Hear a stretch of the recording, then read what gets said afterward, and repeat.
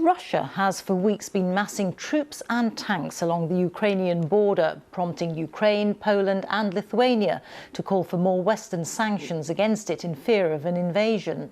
A joint statement by the countries today accused Russia of continuing aggression and urged NATO to act. Russia has denied preparing for an invasion and has accused the West of threatening Russia through NATO expansion. Our Moscow correspondent Steve Rosenberg has been investigating just what President Putin might be planning. In Russia, too, it is the season of goodwill. But peace on earth is in short supply. Russian armour is massing near the border with Ukraine. At the same time, Moscow is demanding an end to NATO enlargement and NATO military activity in Eastern Europe. What is Russia signalling?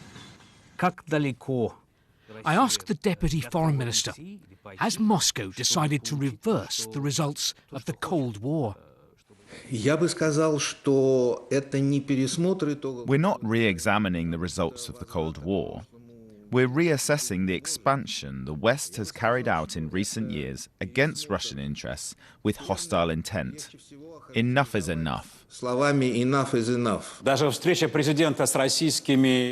TV has been echoing Vladimir Putin's claim that NATO activity close to Russia threatens Russia's security. And Moscow has this warning. If Ukraine joins NATO, or if NATO develops military infrastructure there, we will hold a gun to America's head. Russia has the world's best weapons, hypersonic. You'd get the Cuban Missile Crisis all over again, but with a shorter flight time for missiles. We propose trying to avoid this situation. Otherwise, everyone will be turned into radioactive ash. Critics of the Kremlin say this isn't about genuine security threats. It's about Moscow trying to restore a sphere of influence. We don't know what the Kremlin is planning, but what is clear from what President Putin has been saying is that 30 years after the fall of the Soviet Union, Russia's leader remains deeply resentful of how the Cold War ended, with Russia losing territory, influence and empire.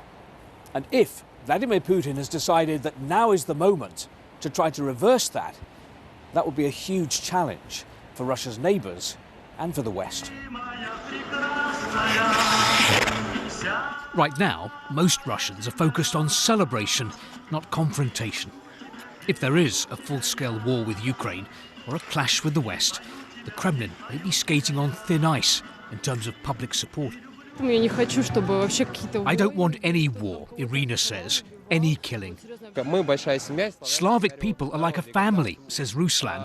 I can't bear the idea of fighting with Ukraine.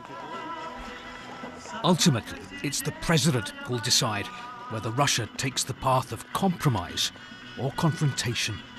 Steve Rosenberg, BBC News, Moscow.